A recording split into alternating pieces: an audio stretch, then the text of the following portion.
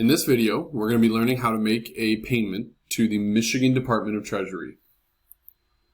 This one's a little bit harder to get to, so we're going to go to start at Google. We're going to Google pay my Michigan tax. Okay, then it's going to pull up either response is fine, but I'm going to select pay your Michigan individual income tax online. From here, I'm going to select make an e-payment now. We're going to select what type of payment we're going to make.